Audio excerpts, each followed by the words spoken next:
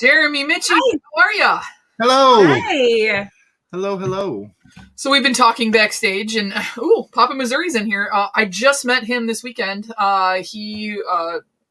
Clara, Silver-Haired Wolf, shouted him out, and so we just met this weekend. So welcome to CTV for Night. Rue Crew's here. Got Matt, Mr. Trapper's in here. And Matt, I have to say thank you very, very much. You always share all of our posts and things to try and get people to come over and watch, and it is very much appreciated. And then there's Mr. Jeremy Knapp. I love saying his name. And there's Judy, Tats, Puff. Hi, everybody. Hello, everyone. Hi. So, thank you guys for coming on. I do appreciate it. So I've been going back over your shows. When exactly recently did you switch? Because I think the sodas used to be up around where the Pez were. So when did you kind of decide to reorganize everything? Oh my goodness, this is like every week with him. Mm-hmm. Yeah, I try to come down every Saturday and reorganize it, but we took a couple weeks where we didn't. Now the sodas unfortunately ended up right down here, and then they line the shelf, but they'll move again because I don't like it. So I think next week they'll probably be up here somewhere. Okay, we'll see. We change it often. We do. I mean, mine's really easy because mine's just a little wall over here, but. And if I'm not down here in time, he'll just put the pops where they belong. So where they belong. Yeah, and where I think they belong. Where he thinks. I was trying to be nice. So, Michi, I know you have to go in a little bit, but so let's talk about what you specifically collect. So what lines are you into, and how did you get started? Was it something that he drug you into, or were you the one that actually started off on collecting the pops? No, actually, I'm the one that bought his first pop. And I'm the one that started his obsession. And then I joined later. Mm-hmm. And so I started collecting, I like the horror pops and Disney. Okay. And I recently started liking the Chomps and the Tiny Ghost. And I mean, really, it's microphone's this way. Oh, sorry. It really is Disney stuff and the horror stuff. That's I think that's really what I like a lot. You got a lot of movies and TV shows as well. Mm-hmm. So yep, movies and TV shows. I have the Golden Girls. And I love Lucy back here too. I love the Golden Girls. I don't have them yet. I keep wanting to get them, and I keep seeing them. Yeah, I haven't pulled the trigger yet. I don't know why. Oh, you have to get them. I love it. It's fantastic. I got Sophia, and then I needed the rest of them. Oh yeah, well that's how I started. I bought Sophia for a friend of mine. And I'm like, she's really cute. Mm-hmm. Yeah. Now, true story, and I've said this before, so some of the chat might know it. And hi, Joanna. Hi, Iconic. Hi, Mama J. Welcome. So my best friend, because you guys do things with drinking and YouTube and pops.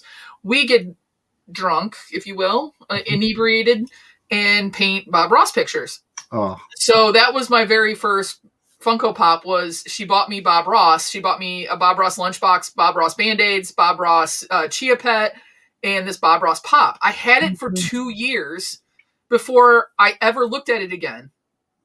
Yep.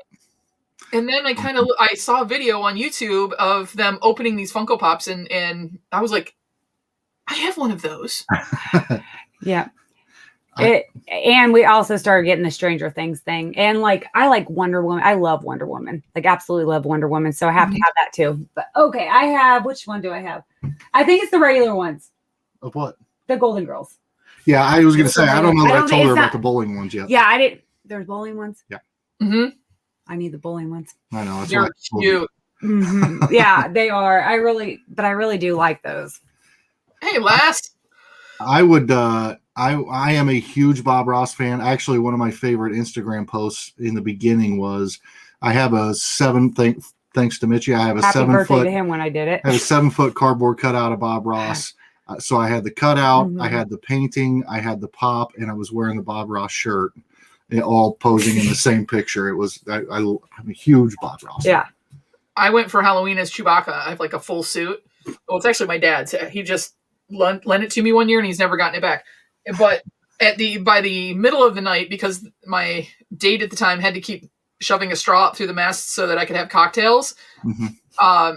So they went as Bob Ross. And by the end of the night, the mask had come off. I had the Bob Ross beard and wig on, but I had the Chewbacca body on. I love it. That's awesome. I love I it. love it. Chewbacca Ross. It's a fanny pack. My birthday was last week, and so she dropped this off, and look, it even has the squirrel in his hair. Oh my gosh, I love it. That is awesome. Who and the squirrel's name is Mitchie? I don't remember. I've seen Bob Ross 1,000 times, but why can't I remember it? I said Mitchie because I'm trying to think of it at the moment myself. What was the name of the squirrel? Peapod. Yeah, Peapod. Yep. Peapod. Yeah. It's fun, and we keep talking about it, that we need to start that back up again because we really haven't been hanging out. She started a new business, and I've been so busy between work and YouTube that we haven't done it in a while. She's like, I know you have canvas, I know you have paints. Mm-hmm. Who cares if we have the right colors? Right. Let's just do it. Do it on your little show. Do it on the show. Yeah. You should do it on the show. That'd be a great thing. Oh, we've talked about it. We've talked about doing, and Mitchie, I'll invite you. We've talked about doing a ladies' night. Oh. And all of us, like be on screen, but it's like the back of our head so you can see the canvas. And then like, for copyright stuff is basically I'll watch the same video and do like paint it online together and have cocktails. That's awesome. I can't get enough participation. Oh yes. That would be so much fun. I bet you we can talk Joanna into doing it too. Oh yes. Come on. That'd be so much fun though. Yeah. I love We very much enjoy the drinking live streams, but I find myself losing track of everything going on in the chat and just getting hammered and forgetting what I'm supposed to be doing. Yeah. So true, but it's like a paint and pour. It'd be like a big hangout kind of a thing. Yeah. And I'm sure the chat might get bored watching us. And my problem is that once I get past like third drink, I start yelling at Bob. What did you just say? Absolutely. Oh my goodness. Yeah. Wait, what did you do? I can't keep up after a couple drinks though on that chat. That's like I'm done. I can't even keep up with the chat half the time when we do that. We're both fairly lightweights. I don't think we drink very often. We probably need to step up our game. But we were doing so much better. But yeah, we were doing so much better. We were doing so great. Bob in Missouri says, I like watching paint dry. The fun part would be watching us just get stupid and then being able to see all the different canvases at once so that you can just be like, what are they doing over there? And wait, that one's pink and this one's got red over here. I mean, it's so different. We just laugh. And then there's a certain point where we just gave up. Somewhere I will find it and I'll send you guys a picture in DM. I'm not going to put this public. of this flower painting we tried to do. Love it. It's supposed to look 3D. Not even close. It's fantastic. I love it. Not even close. So, part of the reason that we had you on here and we discussed this as the topic was the Hanna Barbera. Mm-hmm. So, exactly why is that your thing? I mean, I know that there's so many iconic cartoon characters that came from those two brilliant minds, but what is it for you? I think in the beginning, what it was specifically with collecting pops, I guess I should say specifically relating to my childhood, the thing that I remember is one of my fondest memories, not that there weren't many great ones, but was just that Saturday morning cartoons, not having to go to school, waking up, having Saturday morning cartoons. And then for whatever reason, the Flintstones always topped that list. I think it was my favorite from the get-go.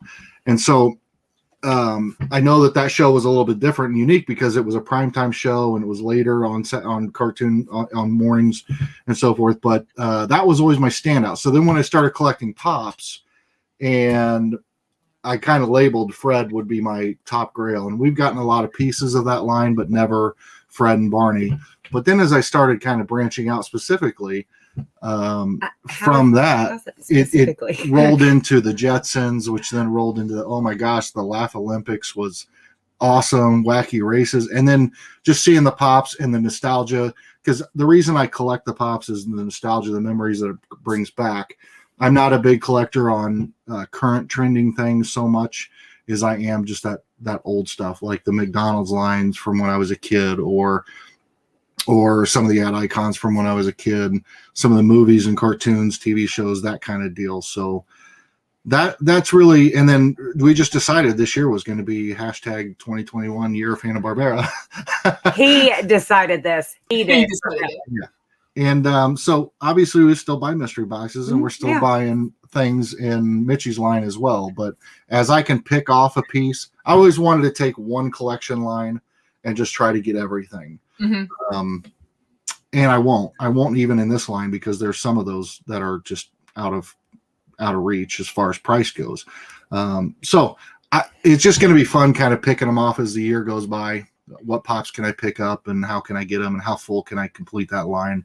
I just thought it'd be fun to go with one thing, and that's the one thing that really brings out the most nostalgia in my mind. The one thing that has 5 million things to it.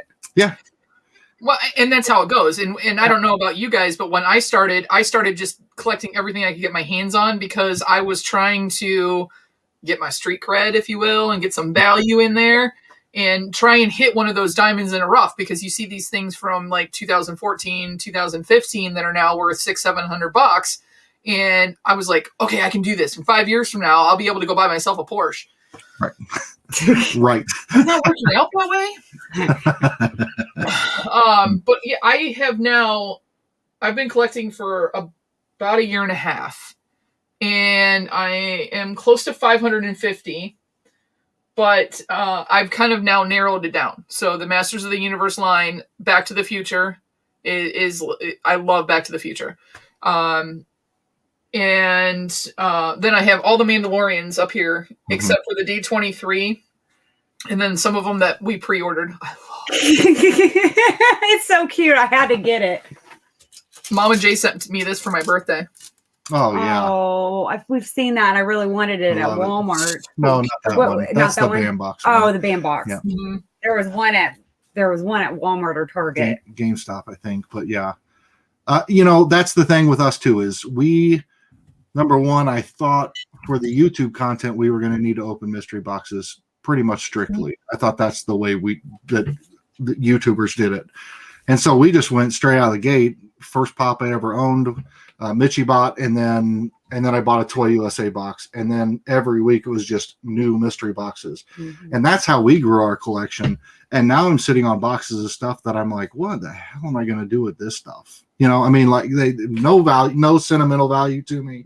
They have no meaning, no interest, and we do a lot with giveaways, and we try to donate some and do the different things that we can. But that's where we kind of this year we got through. We're coming up on 1 year at the end of March, and that's when we decided, okay, you know what, it's time to start collecting the lines that we really want. Let's go to let's do the pop hunts. Let's go focus on lines that we want and build that collection up that way as well. Because at the beginning that was the intention, but I thought what people wanted to see was mystery boxes. So our name is a little deceptive. Let's start a pop collection. Well, I wouldn't recommend anybody start a pop collection the way we did. I did the exact same thing. So I started off watching Franchise Kicks, Nerdy Noob, Top Pops, and those guys, like the big names that if you look up mystery boxes or Funko Pops, those big people pull up, and they were always doing mystery boxes. So I thought I was going to be smart, wrote myself out this whole script about, and if you chases and stickers, and I had no idea what I was talking about. I'd only been watching videos, and I thought I was going to be like Insta cool or something like that. I've never even published that video. It was so bad. You should publish it. I want to see it. You should. It's so bad. Yeah, you should now because that's fun. Oh. Yeah, talk about ECC. I started collecting right around Emerald City Comic Con, and I'm talking about ECCC like I had any idea. I mean, I didn't know the difference between a con sticker and I'm one of those regular. people that will ask. I won't play stupid. I will just say, so what's this? And he won't know what it is, so he'll have to play it off. And I'm like, he'd be like, don't ask me questions. There were times in the beginning I'd pull something, I'd be like, oh, this pop is awesome, and she'd say, where's that from? And I'd be like, oh, I had no idea. I mean, like I was always asking questions nonstop, and it drove him crazy. I don't pretend to know what I don't know now. I mean, I don't know why I thought I could. I still don't know when certain stores drop things. I mean, I know where like the big things are going to drop now.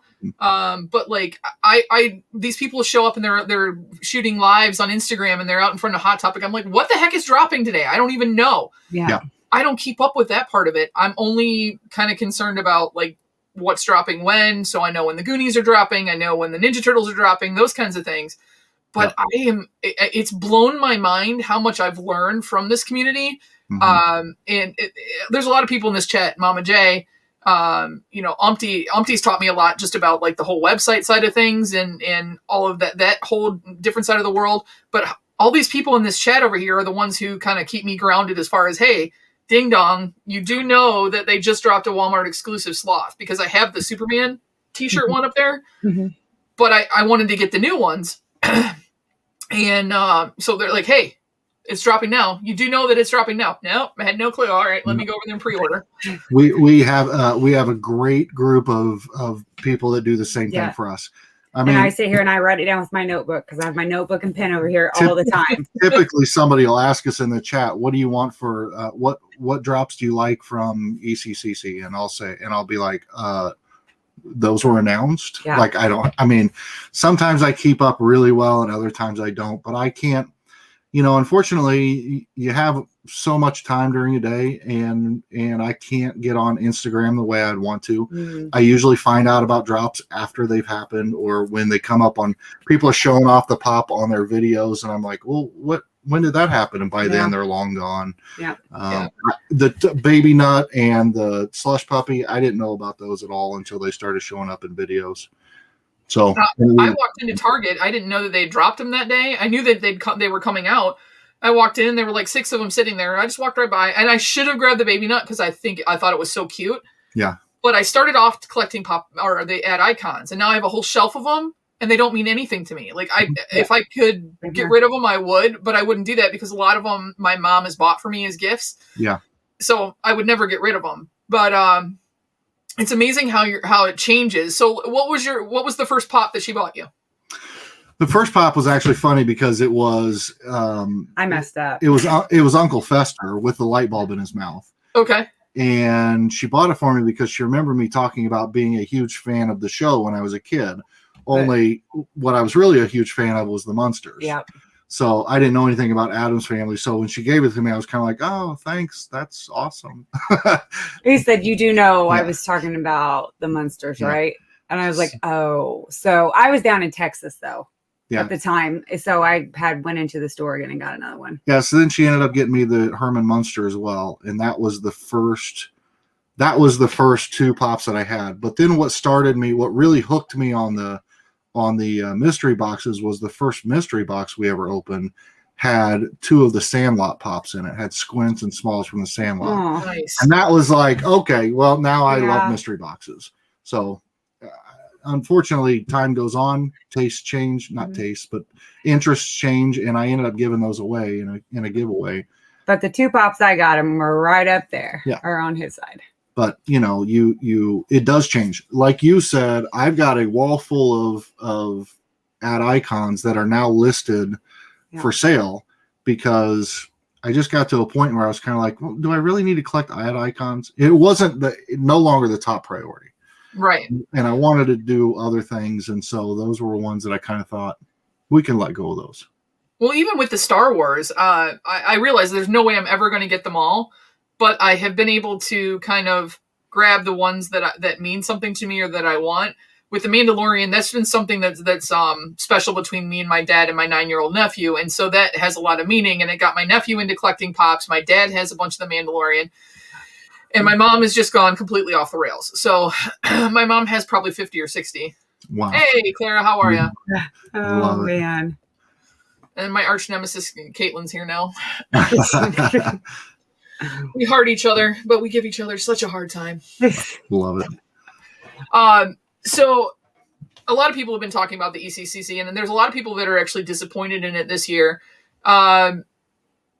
Is there anything that, are you guys going after this? I kind of tuned into you guys the other day, and we were all talking about it. And I know there's a lot of people that are going after the Pirates. Do you think it's that the fact that the Pirates franchise has been gone for a while now, and with them not bringing Johnny Depp back for the next installment, do you think people are going after the Pirates one just because they think it's going to be a limited moneymaker, or do you actually think that people care about that? Because that's what I'm concerned about now going into these big cons, is people are grabbing things just for the fact of they want to flip them versus something somebody wants for their collection. I personally think I think I personally think that it's heavier on the resale side because, and I say that because even I at first drop had no interest in it at first, and then everybody started. That's all that I hear about is everybody. Oh, that pirate, and all of a sudden I started thinking, oh, I really want that pirate. Well, no, I don't. I don't want the pirate still. And I don't want it. So the issue I think is there's a lot of people like me out there who would jump on it because they think, hey, I can throw it in a mystery box, I can resell it, I can, But I think people do like Pirates of the Caribbean, and it's a cool looking pop. It really is. If I was still continuing watching Pirates of the Caribbean, then I would be definitely wanting that. But I don't. The thing is, and I just sold one. So the thing is a lot of times the mold itself will sell a pop. I've bought pops that I don't know anything about the show because I love the mold itself. And one of those examples is from one of the cons was the Red Goblin. I thought the Red Goblin was probably the best thing that came out of NYCC that year. No, there was one of them, not Carl. Carl and Ellie. I had to have this thing. But I know, so cute. But I thought that Red Goblin was just unbelievable, and for a while it was, and now it's from a value standpoint, if you're looking at that, it's worth like $22 with the con sticker. Like it's not. I think that price got driven up because everybody wanted it. Cool mold. Different, unique, and it had high resale value. So a lot of people bought it and flipped it. And I think the pirate might be the same way. I could be wrong, but I do think that I don't think it's going to be a huge grail down the road. It glows in the dark.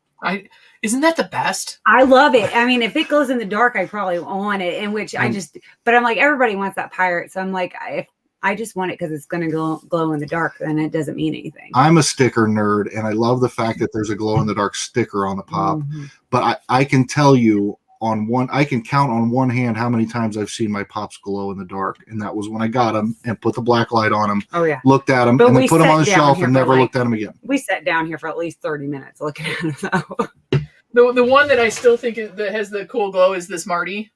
Yes. Mm-hmm. So I've lit him up a couple of times just because I think he looks so amazingly cool. I don't have any glow sodas yet. Oddly enough, as many sodas as I have, I do not have a glow one yet. And I have to get one because I want to see what a glow soda looks like. And actually the cool thing is that we've only had two, I think, and they're different because the Oogie Boogie is it glows all the way through. It's like a orangey red. No. Isn't it? No, it's green. Bright green. Is it green? Yeah, it's light. Oh, I thought it was red. But it's like the plastic itself is glow in the dark. And then we pulled the Kiss Star Child, where it's just the paint on the face. And so the paint glows differently than like the Oogie Boogie, where it's part of the plastic. So they are pretty cool to see those things glow. Oh, absolutely. Now I have some. Where is he? So this guy, I just got him for $5. He's not worth anything, but I love this book so much that I'm trying to get the whole line. And Caitlin's actually sending me another one that I didn't have, which is IROC. And so I've been trying to pick up that just because I loved the book and the movie. And the movie didn't turn out as well as the book did, but there's a lot of them. So are there certain pops that you have that are probably worth like negative 50 cents now, but you are absolutely like, I had to have this. I don't care if it's worth more for me to burn it for fuel than it is the pop. But do you have some of those in your collection? I do. And actually some of them are in the Hanna Barbera line. And we have when we first got it, it was only $2 or something like that. It was a $2 Piglet Christmas one. There's some Disney ones. I wanted it. Yeah, there's some Disney ones. I loved it. And it was the least expensive one out of the whole box. What's really funny is that, especially in mystery boxes, is often the pop that's the least valuable in the whole box is the one that I like the most. Yeah. So in the beginning, when I didn't really know what I was doing, what values were and different things, I would pull out a $50 pop and be like, oh, that's cool. And then I'd pull out a $7 Kool-Aid Man and like flip my lid because that's the coolest thing I've ever seen. Yeah. So I definitely have. There's a lot in our collection that. So here's the thing: we have about 500, little over 500, 550 pops, sodas, Pez right now in the collection, and I think the highest pop that we have valued dollar-wise is $150. Like a lot of ours are the What low about the end train pops. set? Well, and then you get into some of them. I guess we have a couple that are higher up there, but most of them in the line are lower end, lower value that I wouldn't trade for the world. No, and there's some that again, my mom, she hunts all the time. Every time she goes to a Target or a Joann's or anywhere, she's hunting for me and taking pictures. Do you need any of these? Do you need any of these? She got me the Wienermobile recently. But there's a lot of them, and because like the Toy Story line, they're not worth squat. Yeah, but she got them for me, and so just for that fact, I will always keep those and cherish those. Yeah. She's getting better now about knowing what I collect and what I don't collect, and she's learning about the stickers and everything else. But you know, like I said, there's those certain ones. Now, as far as Hanna Barbera goes, I think I only have two. I have a Huckleberry, the Christmas one, and then I have this guy. Oh, Scrappy. Oh, Scrappy. Aww, that's a great one. I like that one. Yeah. I think that's the only two that I have. And it's not because of any reason. Like, I would love to get my hands on the Jetsons. Yep. The Jetsons was my Hanna-Barbera cartoon. I don't know what it is about futuristic things that I've always loved, but like Back to the Future Part 2. That's my favorite one of the three. Because it was all the future stuff, the hoverboards, and then with the Jetsons, it was the flying cars and them running around with the moving sidewalks and everything else. Yeah. Is there a certain character out of the? I mean, I didn't. And actually, today, the reason I'm saying I realized that I had two is I did not realize that the Scooby Doo, was part of the Hanna-Barbera family. Yep. Absolutely. And my top line is the Flintstones. But second was Jetsons, and we just did a video recently, but we ended up buying a lot on Macari, I believe it was, where we got the whole line. We got Judy, Jane, Elroy, George. At like 1:30 in the morning. Astro, Mr. Spacely, Rosie, the whole set showed up, and we did an unboxing video, but hands down. And what I loved about the Jetsons was, if you go back now and watch, there are so many things that I don't want to say predicted, but that they did back then, like the phones where you could see each other's faces, just different things that would come up. We're not eating food in pill form yet, but there were a lot of things that they kind of forecasted or foreshadowed down the road that we're doing now. So now it's interesting that you say that, is because how your phone and your social media is spying on you. So I don't know how it came up on mine, but there was this whole thing, and it's a full nutritional gummy, and it's like about this big, and you tell it. So if you have certain things that you want, it'll layer it and into these different things that you want. So if you have trouble with digestion, if you have certain things with low blood, low iron in your blood, all this stuff, and it's like something that you could literally live on. You eat like 3 of them a day, and you can survive off of it. I'm not giving up my chocolates. I need that. My candy. I might need that diet in my life. Yep, that's exactly what we had upstairs until I ate the bag. Yep. I have these with me by every live. I also have a giant bag of peanut M&Ms. Nice. So I get it with the chocolate. Yeah. Yep. I would not give that up. Yeah, the Jetsons were great for that. You'd be shocked at some of them. So even going back to the Hanna-Barbera, even after Hanna and Barbera passed away, Warner Brothers they joined Warner Brothers, and then Warner Brothers had all the rights to the Hanna-Barbera line. And so cartoons that released recently came out under that umbrella. So Johnny Bravo, Dexter's Laboratory, Powerpuff Girls. I learned that one recently. Yeah, those were all Hanna-Barbera cartoons originally, and then Warner Brothers moved them out of Hanna-Barbera into the Cartoon Network line. And so there's a ton of Hanna-Barbera that a lot of people wouldn't even know was. Well, I just learned something because I didn't know that Johnny Bravo and Dexter and Powerpuff were Hanna-Barbera. Well, I got schooled for the past 2 weeks. I feel like I've been in school learning about all this, like how many different TV shows were associated with this person. Like I thought Hanna-Barbera was like a girl or whatever he was talking about. And I was like, I had no idea that it was like, that was the name of those people that were like almost like Warner Brothers Studios. Like they had their own. She did. She looked at me like Hanna-Barbera was some girl I dated in high school or something. Like, who is Hanna-Barbera? I had no idea. Like, but I mean, like I know about these like the cartoon shows and stuff like that. Sure. But I didn't know there was that many and that they were associated with them and all that. Yeah. Now, I think I read, because I was trying to kind of make myself not seem uneducated on this whole topic. They started in what, like 1957? Is that about then? So, but the actual Hanna Barbera only existed until the late 90s or early 2000s. Is that correct? And then that's when they ended up either passing away or it was absorbed into the Warner Brothers family. And then, is it still Warner Brothers, or is it actually been sold again to something else? I think the Hanna Barbera division itself has been dissolved entirely. So I don't think there is any Hanna Barbera division anymore. And that stopped in 2001. And what happened was so in the 80s, when Hanna Barbera was on top in the 70s and early 80s, eventually shows started coming out like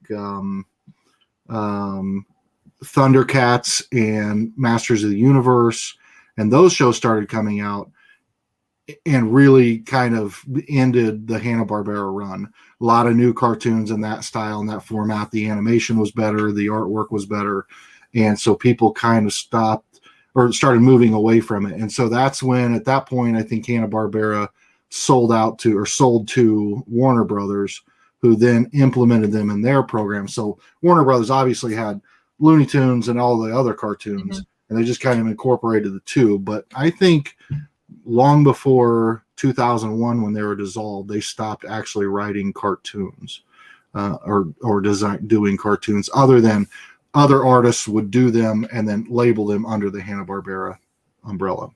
So I have to ask you guys a question. Do you think that now having all of these choices that you do on television has ruined the cartoons that of yesterday and even now? Because in my opinion, I looked forward as a kid to that Saturday. I looked forward to my dad making pancakes and to us sitting down with our little metal TV trays of whatever, Fraggle Rock or whatever we had to have at that point in time, and sitting down from 8 o'clock, 9 o'clock in the morning on Saturday till about noon. You didn't have to. We were the most perfect children on the planet because there was that whole block of all of the cartoons, be it the Looney Tunes, be it the Hanna-Barbera or DC or whatever it was. Yep. Do you think now that it's been ruined, like that cartoons used to be so special and now they're not because you can have access to them 24/7? They're readily accessible 24/7 without a TV, whether it's a tablet or a phone or anything else, and absolutely 100%. Give me 1 second, sorry. It isn't something that a kid looks forward to anymore, because when they want to watch them, they just have access to them and watch them. Yeah, 100% agree with that. I know, because it's like I don't hear my nephew and my niece. She's 6, he's 9, and both of them are on to something new every single week. Whereas I remember, when you're a kid, you had to have, if it was Yogi Bear, you had to have the Yogi Bear shoes and the shoelaces and the stickers and the Trapper Keeper and all that kind of fun stuff. And these kids have like a new flavor every other day. Yeah. I think Umpty's probably right. I don't know. I probably am wrong about them actually dissolving it. I just don't think they produce cartoons under that, unless it ties back into the originals like Yogi Bear, which you referenced there in the Jellystone series for HBO Max. So yeah, it probably does still exist on some level through Warner Brothers. I think Mama J has a good point. They're not made as good, and most cartoons are now horrible. I just think the audience is different. There's a lot more focus on more serious topics, it seems, or there's a lot more towards the violent side of things. I mean, even like with Minecraft, which is a game, but even in Minecraft now they have like wars and everything else, and it started off as a very innocent Lego game, and I think it's the same thing with cartoons. Back in the day, you look forward to watching Wile E. Coyote and the Roadrunner drop anvils on each other or fall off a cliff, but you didn't see any violence to it. It wasn't anybody actually getting hit in the face or anything like that. Right. So that innocence has been lost. Now, because we collect, and we are of the generation that had the Saturday morning cartoons, do you feel like Funkos in general, or collectibles as they are now, as popular as they are now, once my nephew gets to be my age, do you think that these are not going to be as important because they don't have the same memories that we necessarily did of holding on to some of these characters.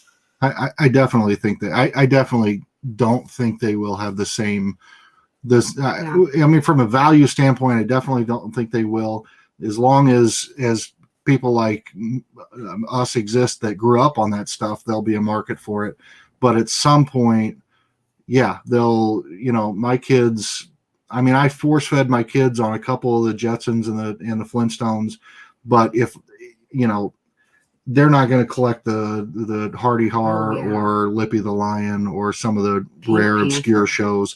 Everybody loves Scooby-Doo. I think Scooby-Doo will retain its popularity for a long, long time. But most of those shows, are going to kind of fall by the wayside. People aren't going to know who they are. But those are my favorites too. Like most people don't remember or know who like the Hair Bear Bunch was. And that was one of my favorite cartoons of all time. Also, they all were. You showed me who they were, but I don't remember. If three bears rode around on an invisible motorcycle, it was the dumbest thing ever, and yet I loved it. And they're all three are fairly valuable right now, but I don't think in 10 years they will be. I don't know. If popularity drives value, I guess is where I'm going. Well, back in the day, too, we wouldn't have like Saturday morning at 8 a.m. dance practice. Yeah, there's a lot of stuff. Tablets. Yeah, I mean, a lot of the stuff. That's what we did. That's what we do on Saturday mornings now. But I had baseball or sports, things. Yeah. There's always been some of that. But I think you're right. They're readily accessible. The tablet in their face, or the phone, or the easy access to all that stuff at all times. And he pushes it off on my daughter. And she's 8, and she does like some of it though. Some of the stuff that she's seen, she does like. Well, let's be real, especially us who live in the YouTube world now. Everything has to be 10 minutes, roughly 10 minutes. Yeah. So the attention span of a 30-minute cartoon show or an hour-long cartoon show isn't there. I mean, maybe, but it's not there like it used to be. Right, absolutely. That was like the SDCC, what does it say? Banana Split Pops. They were must-have for me, but they were not big right at the time of the con. 100%. Yeah. And I agree, and that's the sad part. It is, a lot of people. I actually have 3. I forgot I have the 10-inch Huckleberry over here too. Oh yeah. I think that's good. That's the biggest issue is people were giving Brian Mariotti a lot of grief because you had the red Huckleberry. There's all the different colors and everything, and why Huckleberry? And when there's so many more marketable characters that he could be doing, and I think that's his personal grail. I think the Huckleberry is his personal grail. And I like that they're trying to bring that back. And if you've noticed, everybody's trying to grab a piece of that brass ring from back in the 80s now. Mm-hmm. I mean, you even have the Goldberg show that has brought back a bunch of stuff from the 80s. People are starting to dress like the 80s and 90s again now. And they've gone back to a lot of the shows and the formats of the shows as far as sitcoms, where if you guys remember for a good decade there, it was all reality shows. Sure. And it got to a point where it was like, I don't want to just keep watching everybody else's life and people want to escape. And I think that is the best part about collecting, whether it be Funko Pops or it be, the Chomps or anything else, is that for that 2 minutes that you get to hold that box in your hands and for the first time and you're looking at it, you are 7 years old again. Yeah. Mm-hmm. And it's fantastic. It's like the Garbage Pail Kids cards. Yes. Yeah. When those came back. Now, were you guys ever into those or? So right before they started before I realized that they were coming back out to some degree, I went on like Macari or eBay or somewhere and I bought I just bought an old stack from the first 3, series, Garbage Pail Kids. Now they were all in a rough shape. They didn't come in any bags or they weren't sealed or anything. I just got them because I was like, for like that 15 minutes of going through them, I was literally a child again. Yeah. And it was so much fun going through them. And now, we've gotten some of the pops and I've gotten some of the cards, but I haven't bought the foil cards or any of the. Oh, see, I jumped all over that. I went a little bit crazy on those for a while. And then the Star Wars ones came out where they had like the patches and stuff in it. Yeah. And I tried to do the Pokemon thing. Yeah. Because Troy was really into Pokemon. I couldn't do it. I absolutely could not. I have about 6 of them that I kept, and the rest of them I've given off to my niece and my nephew, and I don't even care what happens to them. Or if they were a shiny foil something or other, that if I turned it into a Gem Min 9.8 or whatever it is. My daughter thought everything was a legendary. She goes, don't touch it. She goes, it's a legendary. And now they're all over the house. I wish it's legendary. Yeah. I wish if there was anything I could roll back the clock in the last year of doing this and change, would be that I bought into it for a brief period of time and spent way too much money on Pokemon that I don't know anything about. Like, I didn't play it when I was a kid. I didn't have any tie into it. It just became something I watched and kind of got a little bit obsessed about, and then started buying some up. And then I'd start pull a couple of rare cards. I wouldn't know what they were, so I just mail them off to somebody else who might. Yeah. Mitchie, I know you have to go, this is something I used to ask everybody. So one final question for you before you have to leave. If you had all the money in the world, okay, what is the one pop that you would put in your collection? Boo. Yeah. Really? I want a Boo. In the monster outfit. In the monster outfit, yeah. I want Boo because I have Carl and Ellie, and that was my big kicker, was that one. And now I want Boo. That's mine. Yeah, her 2 grails. And a farm. I want a farm with the zoo. I want the zoo, and then I'm going to have that's a separate. That's not a Funko Pop. Yeah. That's not a Funko Pop. I know, but we've discussed what would happen if we won the Powerball. we've discussed what would happen with your half. We're going to build like a little entryway to 2 houses. Oh, that's awesome. She wants a petting zoo. Yeah. I want a petting zoo. Oh. I don't blame you, dear. I do not blame anything small and fuzzy. I'm all like, oh. In fact, I'm surprised the small and fuzzy one hasn't made an appearance yet. Mm-hmm. Hey, but Peter, it would be Boo. I would want Boo for my one pop. Yep. All right. Well, thank you so much. And I know that you have to get going and take her to dance, but I appreciate you coming on tonight. I really, really do. Well, thank you. I appreciate it. But all right. Well, you guys have fun.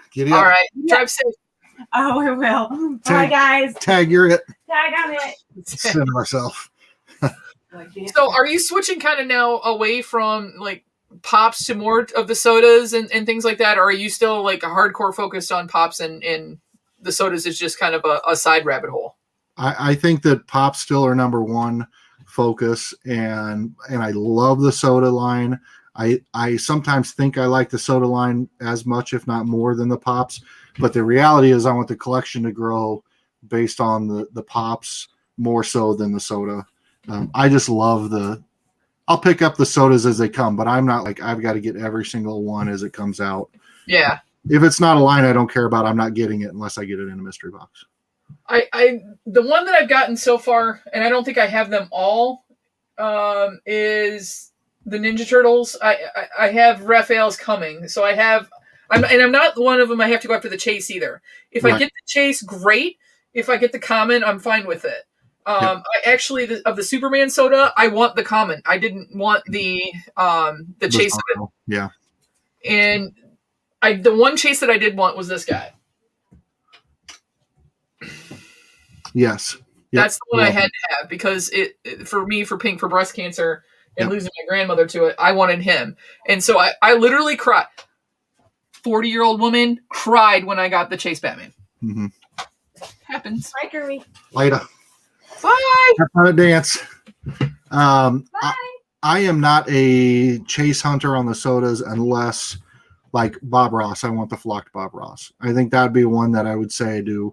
But for the most part, like, can you imagine the thing that gets me with Funko sometimes is, can you imagine if they came out with a Ninja Turtle soda or pop, either way, and the chase was a blue variant?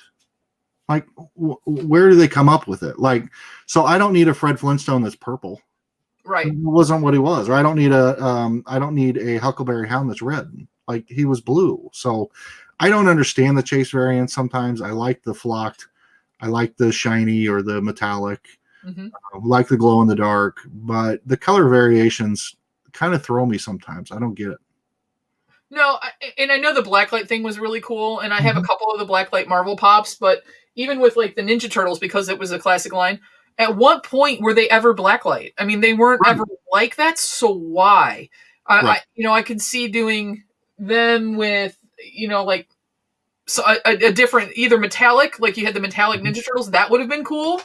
But not glow. I mean, the glow's cool on them. Don't get me wrong. I'm not knocking them. I would be excited if I ever got a chase of those with the glow, but I think the Ninja Turtles would have been cool to do the metallic. Sure. To match the set. Sure, absolutely. And in all fairness, they did it with the Ninja Turtles too, because they came out with the grayscale ones from that are, pretty sought after and limited piece count and that kind of thing. But to me, like, if it doesn't, I mean, it just doesn't match what I remember as the. I mean, I think on some levels, like the Stay Puft being red and angry makes sense, but a red Huckleberry Hound doesn't make sense to me. I don't remember it ever being in a cartoon that way. I don't know who picked the color. They could have picked any color. Now, pink. I love all the pink ones, not just because of the color. I love the color, but also because of the breast cancer awareness. I had to get that DC line that came out that was all pink. That's probably one of my favorite sets in the DC line that I've got. So, I mean, obviously Batman was never pink, but I do like that, and it was for a purpose, which I even more so support. So those I get. No, yeah, absolutely. And I know that I think, like, with the Marvel characters, or even some of them, if they brought back some of the classic cartoon lines, like from like the Sunday funny papers, like the Dennis the Menace, and actually sculpted them to look like they came straight off the cartoon page. I mean, they've done the Peanuts, but the Peanuts are funkified, if you will. They look like a Funko Pop. But if they took some of those, like the Beetle Bailey and some of those, and actually made them Funko but look like they're from the cartoons, because if you I don't know what your earliest Funko Pop is, but looking back on some of the original ones, the faces and everything didn't have the detail that they do now, even though the shape of the Funko head is still there. Right. If you could do something funky like turning a Ninja Turtle into a Blacklight character, then why can't you bring back some of those classic characters from those cartoon lines? And I could see it coming in the future to some degree, because you see, I've seen different things, and again, I just started this year, so maybe I'm speaking out of turn, but I've seen more things recently where the molds have changed, like the donuts or the Kool-Aid packet or those kind of things. But one I just saw recently that I absolutely loved, and they could do similar format as almost a 2D character for those comic strips, was the player piece for Candyland. It's literally like it's just a giant candy, player piece, which I thought was really cool. I would love to see them do more. Although I got to say, I love the original line. I love the look of the original lines. And then I love the detail on new ones. I don't know. I'm all over the board with Funko. Some I hate, like metallic, not metallic, but chrome, all the colors of the chrome. That makes me crazy. And then other ones I absolutely love. So I don't know. I'm all over the board. My brain works in weird ways. Well, like Caitlin says, licensing that, and I understand the licensing thing. I'm just saying, if you're going to do something where you have a very small scope, or at least for most people, there's some things that absolutely failed. Like, and this has nothing to do with any sort of a social, but the drag queen line didn't do very well. They were still available and they might even still be available on the line. There are certain characters that don't do anything. And given that most of the people in this chat are between the ages of about 20 and 50, maybe 60, that you have that 40-year range there, that those people, even the 20-year-olds, still might know what the cartoon strips were. Mm-hmm. So Peanuts is obviously known because of Snoopy and Charlie Brown and everything else. But they haven't really tapped that market yet of those Sunday cartoons, because that's something else that I look forward to. Saturday was the cartoons sitting in front of the TV, and then Sunday was the cartoons that were in the newspaper. The one colorful package of the part of the newspaper on Sunday morning comics, yeah. I have to wonder too sometimes, though, if some of those, because like this, the Peanuts line isn't crazy popular. The Garfield line isn't crazy popular. So I have to wonder if they feel like they've tested that market and it's not there.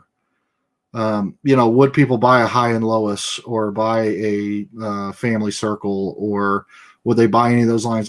I wonder if they feel like they've tested that market and it didn't work with Peanuts and Garfield and a couple of those. Now they got Dilbert coming out.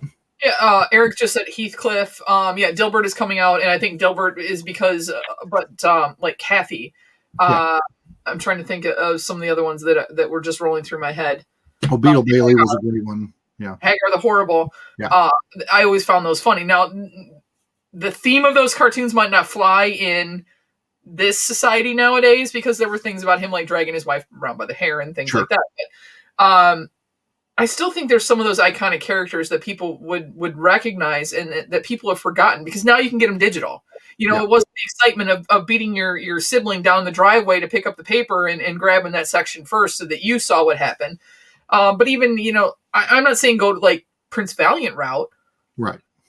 But if you're getting the love that you're getting from the Hanna Barbera to circle back and bring that back in, aren't there other classic ones that I think that they could bring back? I mean, do you think there's like that sweet spot of maybe like from like the 70s to the late 80s that they haven't tapped yet? Like Elf, that's a good one, Nancy. Yeah. Blondie, Dagwood, Daisy. Mm-hmm. Yeah, I feel those are great ones. I do feel like that, and I feel like that is probably their. I think that 70s, mid 70s, 80s, early 90s is kind of, but I feel like that's shifting as we go as well. Where as the younger people grow up, their Saturday mornings were filled with these things, and so we're going to produce these new characters based on that. But I definitely would love to see them branch out.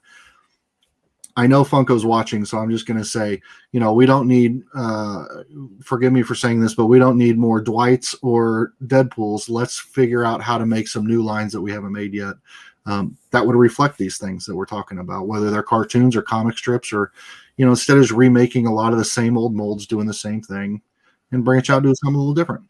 And I think where I was getting at with that is that they're coming out with these new comic book ones. So I've already pre-ordered the Superman one. In fact, I pre-ordered 2. Wouldn't it be cool to do that, but with instead of the album box, is doing the comic strip, so that character, that Dennis the Menace was, shooting the hose, holding the hose and squirting something as part of a comic strip box. I mean, the boxes might be a little bit long, but like a 5-pack box. So I've got Fraggle Rock up there somewhere. Yes. And do it like that, but do the comic strip. I think that would be so cool. I think you need to literally tweet Brian that immediately. Like that, seriously, that is a fantastic idea. I think it would be great. What do you guys in the chat? What do you guys think? Would you buy that if it was the long 5-pack box? And I understand that it takes up shelf space, so maybe it's 3, like a 3-pack box. But if it had the comic strip in the background, would you guys be interested in buying that if it was an iconic comic or comic character? Yeah, I mean, I see a lot of people buying the rock lines with the AC/DC and the Linkin Park and the Biggie and all those. I don't know. I don't know if shelf space ends up being the factor in that or not, but I think it sounds awesome.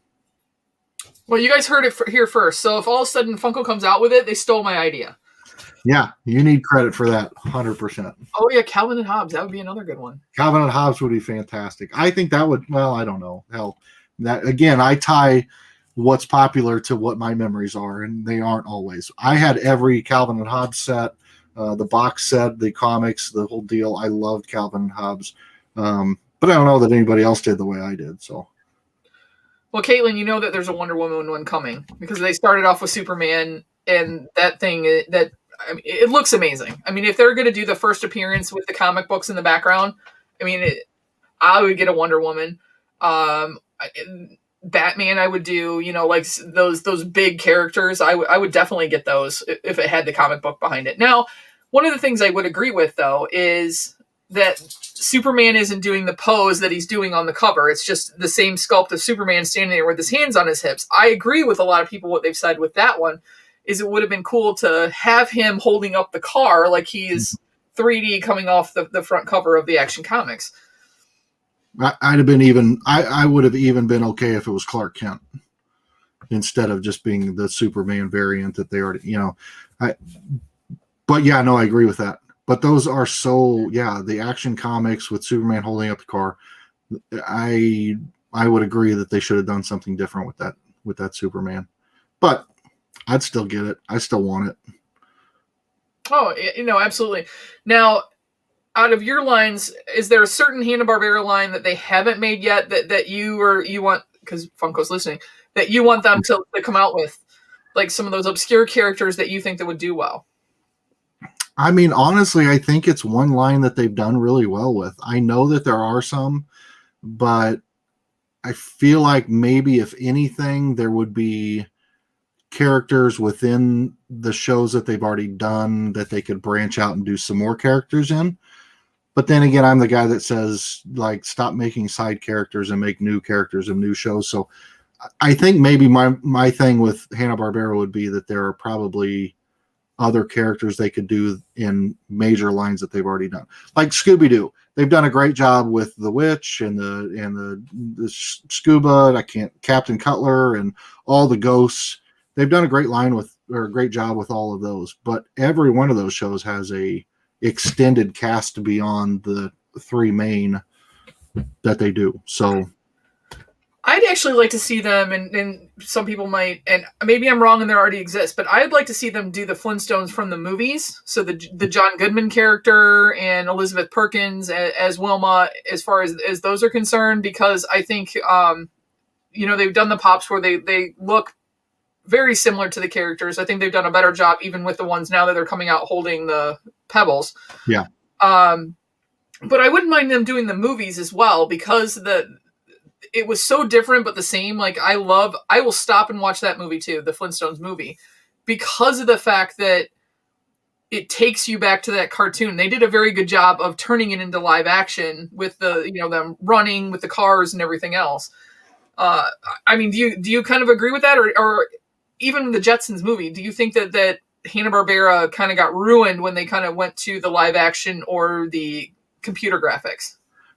I think computer graphics ruined a lot of those old school cartoons, but I think that the live action Flintstones, I don't think it was viewed as a huge success, but I can't even fathom how they cast that so well. It was so amazingly cast with all four of those characters that I don't know how they could have done it any better. And the way they did it in live action, I loved it. And I thought it was spot on to what it should have been. I don't know that I'd want to see any other live actions of any of the Hanna-Barbera cartoons, because I don't know what else you could do. Like, I don't know if you could do a live action, Woody Woodpecker? I don't know how you do it. Did they do one of Yogi, or did that not come out? Yes, they did the animated Yogi, people and cartoon.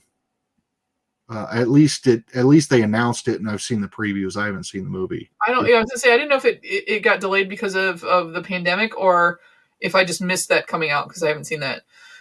Eric said Space Ghost. Was Space Ghost Hanna-Barbera too? Yes. No kidding. Now Space Ghost is awesome, and Dynomutt, and I don't know. There's a bunch of them, but I think there's a Space Ghost Pop, right? Yeah, I'm almost positive there's. Yeah, but fantastic.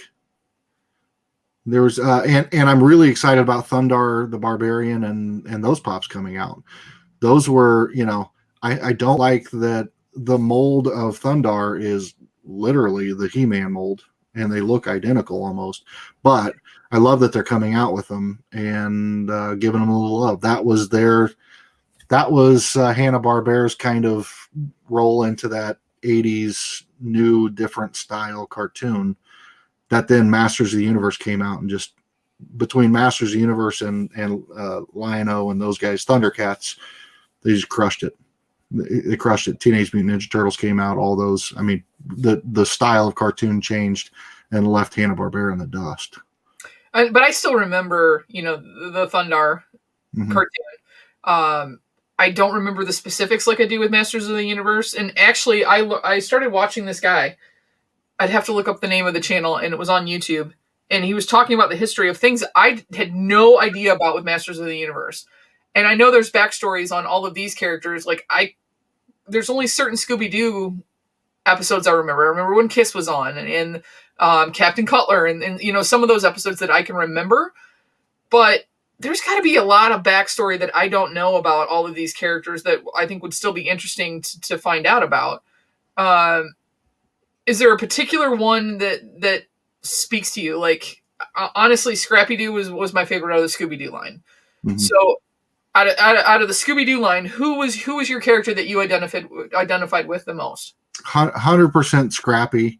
I could, 100% Scrappy. I mean, well, as far as that being my absolute favorite character from the show was definitely Scrappy, and he was late. I mean, he didn't come into the show until much later. So, and even like Dynomutt was initially on Scooby-Doo, and then went over and partnered up with Blue Falcon, and they had a cartoon of their own. But a lot of characters got released through Scooby-Doo. But my favorite, I'd say I probably connect the most with somebody like Shaggy, because I'm just kind of a bumbling idiot.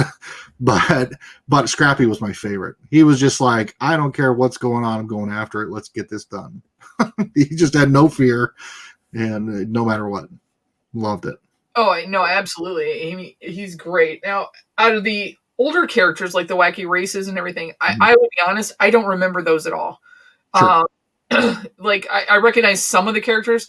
Snagglepuss is somebody that I remember, and I'm learning a lot tonight. Like, I didn't realize that Space Ghost was part of that. I guess I need to educate myself more on this, because I might have more than I actually thought, because now that you are telling me about this, I'm like, oh yeah, I have that. Oh yeah.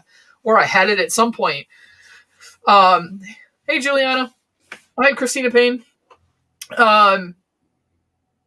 I guess I can see why you're in the boat that you are, and then why you want to talk about this tonight, because it's such a huge depth of different lines that you can go down that nobody, actually realizes. Yeah. And again, there's some obscure ones like the Herculoids. I mean, I'm going to bet not many people remember the Herculoids, but I remember there was this like, Triceratops looking thing that shot balls out of his nose. And that's what I remember about him. I remember watching that cartoon every weekend. I loved that one. And even if you get into like Johnny Quest was a Hanna Barbera, there's a lot of them that I think if you dug down into it, you'd be surprised at what is and what isn't. Because, I think I watched a lot more of those than I did Looney Tunes. And I can probably tell you, I know a lot about Looney Tunes, and I'm not even sure why, because I don't remember them as well as I remember these. I'd like everyone to introduce and read across the screen Debbie Downer. Thanks, Caitlin. No. Breaking news. We heard it here first. Thank you, Caitlin. Caitlin likes to out everyone. And apparently she's outing Funko right now that's only going to be a 4. Yes. Top Cat, Muttley, Dick Dastardly, Geeky Mama Bear remembers the Hercules. Hercules was weird, but they had some really... like Augie Doggy and Doggy Daddy. They had, a lot of people don't remember that. The funny thing is Tom and Jerry. Tom and Jerry was created by Hanna Barbera, but they worked for MGM at the time, so it wasn't a Hanna Barbera cartoon. But then later they bought the rights back to it, and then it became a Hanna Barbera cartoon. So that was a weird one. Can be considered in. Now, did one of them actually write and one of them was actually the artist, or did they just come up with the ideas and then they used cartoonists to actually draw everything? They did. That might be one area I don't know. I always assumed that one was a writer and one was an artist, although I think they both did artwork for him. Okay. I can't remember. Yeah, I don't remember. If I get into I barely remember Joseph and William or their names. Like, I don't know a lot about them personally as much as I do the cartoons that they produced. Well, it's the reason I was asking that is because if you look at like the Walt Disney franchise, like Walt Disney is known for, Mickey Mouse and starting that part of everything. But if you think about all of the characters that have come along in Disney, even gone into Pixar now, how many hundreds of nameless, faceless people do we not know that actually came up with the concept for that character that you love? So be it Boo or Eve or Wally or Dory. It's not Walt Disney. It's a Disney company. But who is that person behind that actually came up with that idea? Yep. Absolutely. And what I do like, and why I think that at least one of them was the primary contributor to the artwork is because of that every character across the board, well, maybe until you get to Scooby-Doo and that's a few of those, but they all had very similar art styles. They all had very similar drawing styles. So I think one of them had a hand in that. But you see a lot of different styles in Disney once you got outside of the Mickey Mouse, Donald, the early days. Now all this stuff, you can tell that there's a million hands in those, in fact, I think I saw somewhere in Disney where there's one guy that's responsible for all the creations of the one character in the one movie. And he does all that. So if there are that many hands in the pot, yeah, there's a lot of faceless names out there that we don't know about. Well, and I guess that's sad. I mean, it's like Cutie Corn. I think I saw that you guys had that. It's kind of nice to see that the gentleman has gotten the recognition that he designed it. And he's, I've seen him on a couple of lives throughout the community and things like that. And, I think it's nice that he got the recognition because it's the same thing with Funko. Is we have no idea who actually came up with these sculpts. Yes, we know this iconic character, but who is John Smith that actually drew that behind that is why you love it so much that they got it nailed down. And there's that whole other side of this that nobody thinks about. I mean, honestly, I didn't expect to get on this whole line of questioning with you tonight or this conversation. Sure. So, chat, do you guys have questions for Jeremy? Or is there something that you guys a certain topic that you guys want to talk about tonight, be it Emerald City and the fact that people didn't get the emails, and we're all going to find out tomorrow if we're brokenhearted again or actually made it to the lottery. Because we just have a couple more minutes here, and so if you guys have questions that you guys want to ask, or if you guys want a topic, let's see them. Yeah, throw them out there. Here's while we get questions in, I'm going to show off a few of my favorite. All right. Few of my favorite Hanna Barberas. We got the Smurfs. Lesser known, we've got the Breezely and Sneasley. You want me to put you up big screen?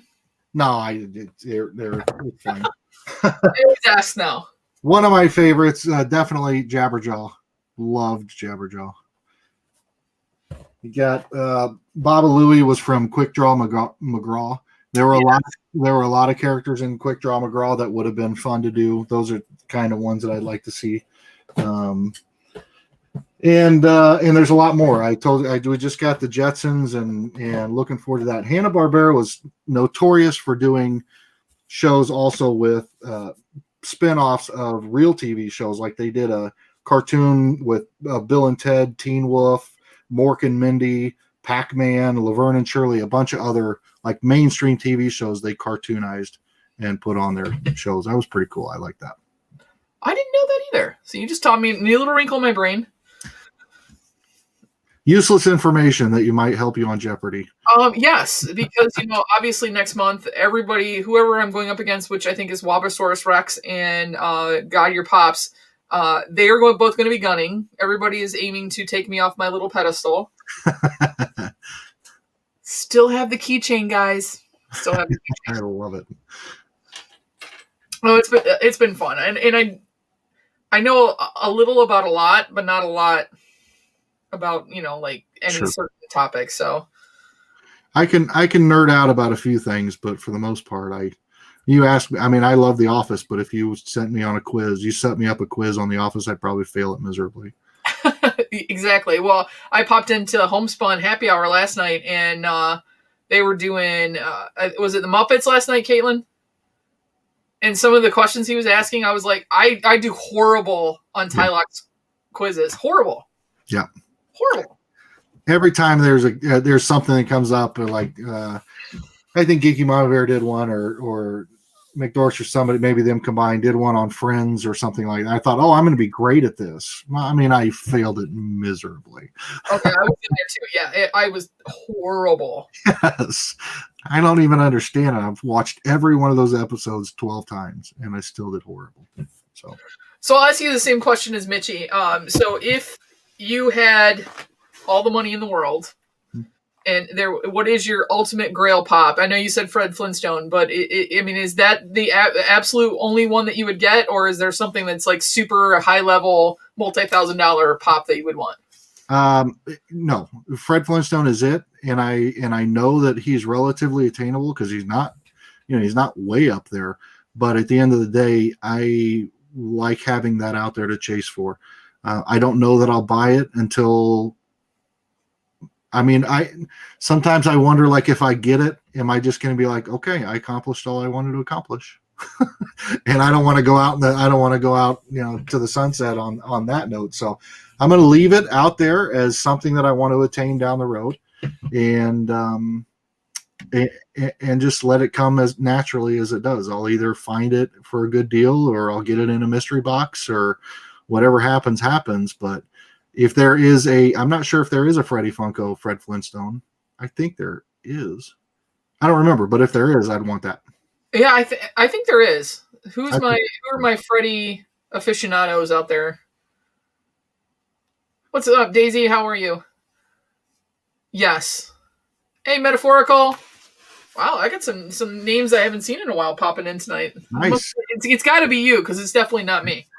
I'm just happy to be here, and I was grateful you invited me. I appreciate it so much. Oh, I definitely do appreciate it, and I know we've been trying for a while, and some life got in the way for a little bit. So I appreciate you guys, finally being able to take some time. And I know Mitchie had to run off, but family always comes first. Yeah. And that's one of the things I think people forget, is that we all have this personality behind the screen for you guys, and then as soon as that camera shuts off, we have to go back to being real life people with real life problems and everything else. And I like Caitlin saying, and I'm going to use it, I'm going to steal it, is that it's a community, not a competition.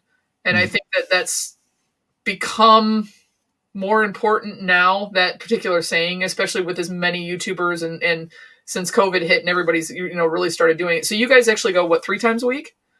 Yeah, usually 3 times a week. Okay. Sometimes 4, but usually 3. So what do you guys have coming up on the channel? Anything exciting? I know you guys are pushing for 900 right now? No, we're at 670. We're on our way to 700. So that's the next milestone. Okay, I think you were at 870. Nope. Okay. No, not yet. Was, but I appreciate that, but no, we're like, I think we talked off air before this. We grow slowly because we want to have those personal connections with each and every person that joins and follows us, and so that's what I love the most about it. And at the end of the day, that's really all that matters, is the connections that we make. But coming up, we have our Box Battle Tuesdays is probably the main content on our channel. Mitchie and I battle. We both open boxes. Whoever loses, we don't celebrate winners. We punish losers. So there's all kinds of punishments and fun games and things that you'll see in there. And then Thursday's usually reserved for mystery box openings, or this week we're going to have a pop hunt video come out, which we haven't done before because of restrictions to getting in places. But so we have a pop hunt video coming out, and then we do a Sunday night live every Sunday night. So yeah, it was fun. I was glad. I have caught a lot of your videos and watching and everything, but I actually caught you guys live for once, and because like I was telling you guys or backstage that once spring hits, then it's like farm time. It's overalls, straw hat, hands in the dirt kind of a thing that are going to be coming up. So I know how hard it is. So I was so excited that I actually caught you guys.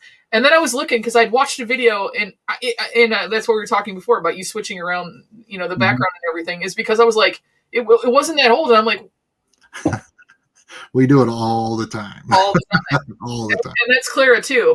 Silver-haired wolf. She's constantly changing hers, and I need to do mine, but I have to get some more shelves because now it's gotten to the point where. Yeah. Well, you set it up. For example, we had I don't know a good example, but we've got right now over here somewhere, we have the Stranger Things pops that we decided to start collecting that Mitchie likes. Well, then we went out and bought 2 more. Well, so now you got to rearrange the whole collection because I got to make room. And then that means some of these are going to go up here, which means everything has to change. So that's just what we do. Yeah, I moved because I got a Megatron in the lunchbox from the GameStop. And so I put him on the end with the other Transformers. And then that made me move my little Micro Machines thing here. Do you know they have Chase Micro Machines? No, I had no idea. So there's a gold and a silver, and I found this one in Target, and this is actually the silver Chase. Nice. It's only rare. I'm not ultra rare, but still. But I thought that was really cool because I haven't seen another one anywhere. But I hear you. Like I have like a Marvel shelf and I have a DC shelf and everything else, but I'm to the point now where it's bothering me because I should know in numbered order where things are, and then I've gotten some mystery boxes that are like stacked over here. Yeah. I have no idea where to put them. Yeah. Well, it's tough. I mean, it's such a nightmare every week too, because my mind changes. Mitchie gets really frustrated with me because I'll put something, I'll try to keep all the movies together, but then I'll realize that no, you can't put that movie. One might be a horror pop and need to go in the horror collection, and the other one might be. So I can't seem to get myself to organize them by, what genre they are. And I can't, and I don't typically do them by number. I just randomly put them up there together the way I like at the moment, and then change it up next week. I thought about it like either doing them from like release date in like a whole chronological order of when they came out, and then I thought about no, I really don't like that because I like having all the Back to the Future ones together and all the Masters of the Universe ones together. I don't know the right way. I honestly, I don't know. And then you've got the weird ones like the Fezzik and, like the rides that are odd shaped, and then the 10-inch ones that are just, they take up so much room. Yep. The only other 10-inch one I want is Superman. And then I think I'm done with 10 inches. Yep. I like the Superman one a lot. I say that I am done with the 10 inches, but there's a couple of them. I think there's more coming out that I'll like too, but we'll see how it goes. But yeah, I love the fact that when we do rearrange everything, there always ends up being that one end piece that just has to be like completely random, doesn't go with anything else, odds and ends. I don't know what to do with. So that's the backside of this shelf. So what you can't see on that side is where I put the random ones, like the G.I. Joes are over there because I only have like 3 or 4 of those. So they're on the backside of the Transformers because that's like my 80s cartoon shelf. Yeah. But well, guys, we're going to wrap it up here. We got about 10 minutes before Mama J's show starting. Mama J has said that due to the collector swap, we were able to raise either $126 or $162. And they are going to be doing that donation to charity tonight because everyone sent their boxes this time, which is great. Are you guys in the swap? We are, yes. Awesome. Yeah, can't wait. So are you dropping on Saturday or on Sunday? Saturday. So are we. My little rainbow unicorn farts is the name of our. Excellent. Yeah, so we're dropping on Saturday. So guys, make sure that you guys go give some love to Let's Start a Pop Collection. They're on the road to 700 right now, and head on over to Mama J right after this. 126. Thank you, Caitlin. $126 is going to be donated to a charity tonight because everybody actually did get their boxes out and on time. So now we get to give back to a wonderful charity. So go make sure, go to the bathroom, grab a snack, grab a drink, head over to Mama J's channel. We'll see you over there in about 10 minutes. Jeremy, thank you very much. And please tell Mitchie, thank you again. I appreciate you guys coming on. Definitely will. Thank you so much for having us. And we'll see you guys over at Mama J's. All right. And last thing is, don't forget Thursday night, we're doing Goonies for Caitlin Goes to Hollywood. It will be right back here on this channel. Thursday night, I don't know what time we're starting yet. We haven't decided, but I will have that up for you guys by tomorrow. All right, guys, have a great week. Thanks for coming by.